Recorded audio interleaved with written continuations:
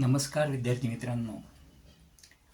मागच्या तासाला आपण स्टडी केलं होतं ह्यूमन मेल रिप्रोडक्टिव्ह सिस्टीम. आजच्या लेक्चरमध्ये आपण स्टडी करणार आहोत फिमेल रिप्रोडक्टिव्ह सिस्टीम.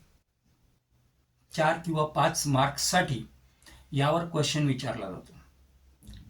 साधारणतः डायग्रॅम आणि जे 6 ते 7 मुख्य पार्ट्स आहेत या पार्ट्सबद्दल 2 ते 3 पॉईंट या पद्धतीनं त्याचं उत्तर हे बोर्डाच्या परीक्षेमध्ये अभिप्रेत असतं. फिमेल रिप्रोडक्टिव्ह सिस्टीममध्ये 7 महत्त्वाचे पार्ट येतात. The female reproductive system consist of 7 parts. The first one, a pair of ovaries. पेअरमध्ये असतात ओव्हेरीज. A pair of ओव्हिडक्ट. ओव्हिडक्ट हे सुद्धा पेअरमध्ये असतात. Uterus, vagina, external genitalia, a pair of vestibular glands and a pair of mammary glands. अशा पद्धतीनं 7 parts, महत्त्वाचे parts आपल्याला यामध्ये बघायला मिळतात. Ovaries, oviduct, uterus, vagina, external genitalia, mammary gland and vestibular gland. यापैकी आजच्या तासाला आपण ओव्हरीज ज्या आहेत या ओव्हरीजच्या डिटेल्स आपण स्टडी करणार आहोत. It is functioning for the production of egg और ओवा. ओवा किंवा एगच्या प्रोडक्शनसाठी ओव्हरीज काम करतात. Also they are functioning for the production of the hormones.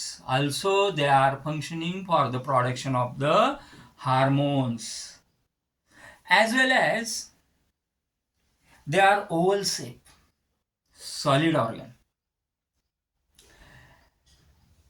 They are located in the upper lateral part of the pelvis near the kidney. Upper lateral part of the pelvis near the kidneys. किडनीच्या जवळ, पेल्विसच्या थोडंसं वरच्या बाजूला यांचं location हे आपल्याला पाहायला मिळतं. Each ovary is held in position by ligament which is attaching to the uterus and abdominal wall. Abdominal wall आणि युटेरस मधनं जे लिगामेंट निघालेले असतात या लिगामेंटला ह्या ओव्हरीचं अटॅचमेंट हे आपल्याला पाहायला मिळतं. वेगवेगळ्या प्रकारचे हार्मोन्स ओव्हरी या ठिकाणी सिंथेसिस करत असते. त्यामध्ये आहे एस्ट्रोजेन, प्रोगेस्टेरॉन, रिलॅक्सिन, इनहिबिन या प्रकारचे हार्मोन आपल्याला ओव्हरीने सिक्रेट केलेले बघायला मिळतात.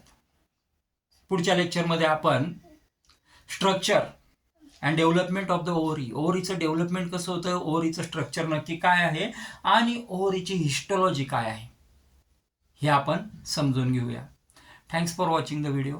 थँक्स.